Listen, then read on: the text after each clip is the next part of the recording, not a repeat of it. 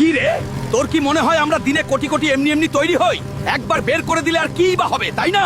তোর এই ভুল ধারণা আজ আমি ভাঙছি। দাঁড়া, এদিকে তাকা। তুই যা খাস সেখান থেকে পুষ্টি নিয়ে রক্তের মাধ্যমে এই টেস্টিসে যায়, আর ব্রেনের নির্দেশে আমাদের তৈরি হওয়া শুরু হয়। বুঝলি কিছু, নাকি মাথায় গোবর ভরা? একজন সুস্থ মানুষের শরীরে প্রতি সেকেন্ডে 1500 আর দিনে প্রায় 150 থেকে 200 মিলিয়নের বেশি স্পাম তৈরি হয়। আর তুই তো সুস্থই না, তোর তো 12টা বেজে গেছে। নতুনগুলো তৈরি হয়ে এই এপিডিডাইমিসে এসে ট্রেনিং নেয়। একটা ম্যাচিওর স্পাম তৈরি হতে প্রায় 64 থেকে 72 দিন সময় লাগে। এটা কি তোর হাতের মোয়া মনে হয়? দিনে তৈরি হচ্ছে 150 মিলিয়ন, আর তুই 3 বার করে বের করে ট্যাঙ্কি খালি করছিস। তোর ট্যাঙ্কি তো পুরোপুরি ফাঁকা। এর ফল কিন্তু তোকেই ভুগতে হবে, বলে দিলাম। কান খুলে শোন, এই ফালতু কাজ ছাড়তে হলে সবার আগে ওই সব আজে বাজে ভিডিও দেখা বন্ধ কর। একা ঘরে দরজা বন্ধ করে পড়ে না থেকে বাইরে যা, মানুষের সাথে মেশ, ঘাম ঝরিয়ে ব্যায়াম কর, নিজের ব্রেনকে অন্য কাজে লাগা।